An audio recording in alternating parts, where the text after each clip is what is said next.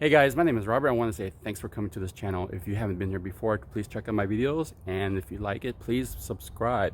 And if you've been here before, welcome back guys. Welcome back. Truly appreciate you. And I'm in front of HardShellTaco, and I don't know if you know who this guy is, but his name is Kevin, aka Project Onyx. He's a YouTuber and an Instagrammer. So he just came from Florida, and he stopped by to say hey, and he has a really fixed up cool off-road, but it's automatic. And I say, you know what, Kevin? Drive my car. My car's a stick. Let's see how it goes. So you ready to check it out? Let's go. Let's try it. See how it goes. All right, you're gonna have to adjust the seat maybe, because I am a little bit taller. Slightly. Yeah.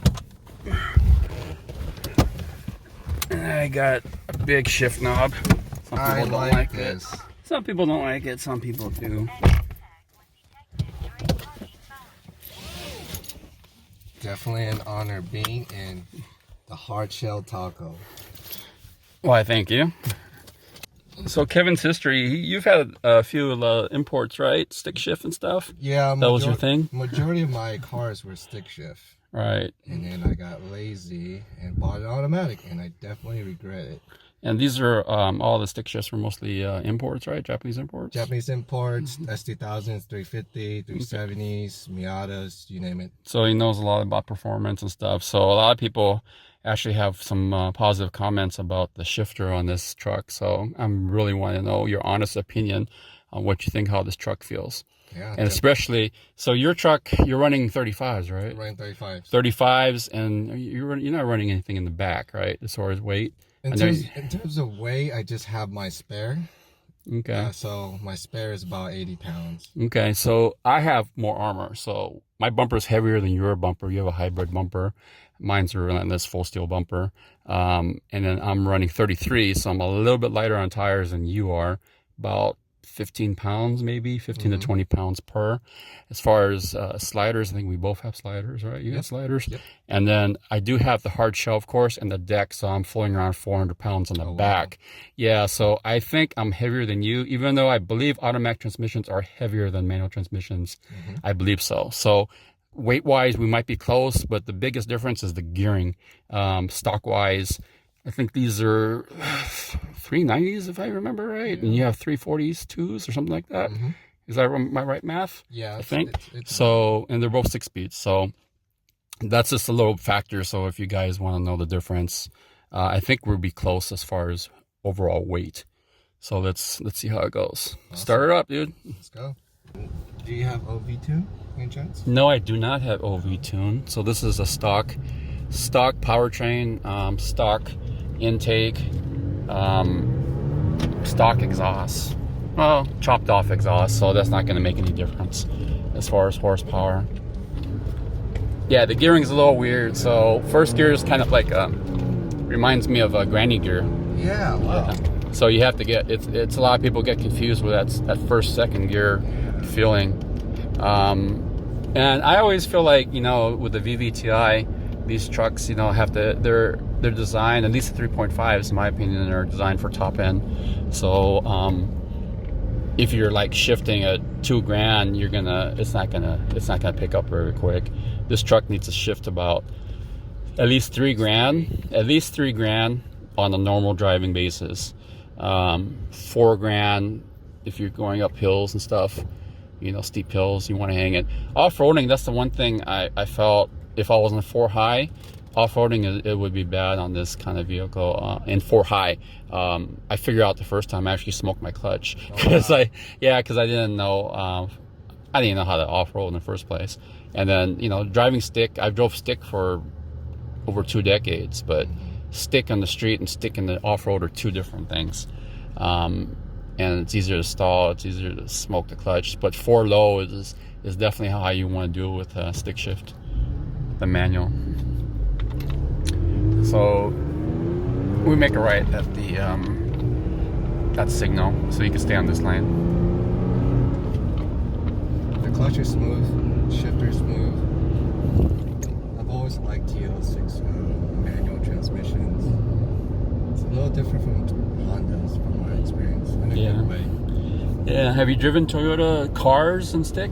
I have. To get a feeling? Celica. So do you think that this is close to car-like, or is it truck-like to you? It's a very truck-like. Yeah, I mean the throw is going to be longer than any car, for sure. They have short shifters. I think only 2 companies actually sell short shifters. You get away with second gear a lot. With this one, you kind of have to play with first lock. I noticed that. You gotta get used to the power band in first gear and the way it takes off. Yeah. The clutch is very forgiving. Yeah. There's a lot of little play on it. It's not an easy way to stall. There's a lot of play. Yeah. Yep. This is actually after a clutch fix. I used to have a creak, and the clutch pedal actually got replaced in the Slave Master as well under TSB. They never changed the issue since I think 2005, second gens. Wow. Yeah, the design is actually the same parts as the second gen. You know, so I think whenever a 4th gen comes out, that's it. There's not going to be a stick shift. Toyota's not going to work on it. You know, look what they did with the Supra. Even though it's the GR's got the it's got a BMW powertrain with the Toyota tune and stuff, but BMWs do have a stick shift option, but Toyota didn't make one for that Supra, and they could have done that, so I just feel like the thing is it's going. I think the C8 Corvette mid-engine, that's no longer available in stick shift either. So save the manuals, hashtag save the manuals. That's going to be the thing. These are going to be rarer and rarer. I mean, I don't know, I never told you the story, but when I picked up this truck, it was like the only one in Southern California in the stick shift. Oh, wow. Yeah. There was none in Southern California. And this one was actually on the transporter to the dealer. So they said, hey, just to let you know, because it was quicksand, and I actually wanted white, and the dealer said, hey, just to let you know, it is a stick shift. And I'm like, I was surprised. I'm like, really, it's a stick shift? I'm like, all right, I'll take it. I'll take a stick shift. So I could do it. And I didn't even drive it. It was in Toyota Hollywood. And so that's about 60, 70 miles away. But it's through traffic, through LA. And they told me, you know what, we can deliver it. I'm like, yeah, go ahead and deliver it. I'm cool with it. Just drop off the truck. So I never have to stay in the dealer. So it was probably one of the easiest sales ever. What are your thoughts? I'm talking a lot, so I'll let you talk.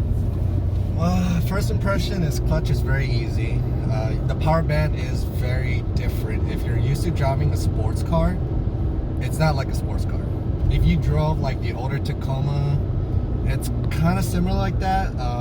I first learned driving a stick on an older Tacoma, a first gen Tacoma. It was my uncle's Tacoma, and then I transitioned to a Civic hatchback. Was that a 4.6 6 or a 4-banger? Okay. Banger. All right, cool. 5-speed. And then I learned it on. Actually, Toyota was my first vehicle that I learned stick. All right, nice. And then this clutch is just so easy. Like I don't even have to try. Yep. And the shifter is smooth. It's contact. When you get in gear, when you have a good throw. Yeah. For stock, this is actually pretty good. Yeah. So my other question is the gearing, the shifting. How does it feel compared to your automatic Taco? You know what? I grew up driving a manual, and driving a manual, you just get more feedback. Mm-hmm. More gear in, more control. Automatic. My automatic hunts. Right. That's one of the biggest deals about it. I did a TSB video about that as well. Yeah, it hunts. I do have a second gen Tacoma. It's a 2006 pre-runner V6 automatic as well. And they're 2 different vehicles, and I really like the engine and transmission from the second gen, and I still currently drive it today. You drive that more often? I drive that more often. That's a 4-liter V6, tried and true like the 4Runners, and also a 5-speed auto. But I'm definitely liking the manual on the 3rd gen. We'll stay on the right lane. And no, this is my first time driving a 3rd gen Tacoma manual. Right, so that's why I wanted to get a direct input, unscripted, improvised, super input. Surprised. Yeah, super surprised. Like, hey, this is happening. Exactly. Like, we did not stage this. This is the first time he's driven this truck. It's the first time he's been in California and met me here physically, face to face. So, you know, definitely not staged. And I just want to get feedback because I haven't driven. I drove automatic when I first test drove it, but it's at the dealer, so I'm not really pushing it. And I just want to see what. I can tell you off the bat that your truck is heavier. You can feel it. I can feel it. The braking and everything. Yeah, braking. Yeah. I can feel it in the weight. Okay. And I thought my truck was heavy, man. Yeah, even with the lighter tires, I guess you can feel the weight, huh? Yeah, I can feel the weight. You know, it's not necessarily always a bad thing because sometimes the weight will help you. You know, it's helped me.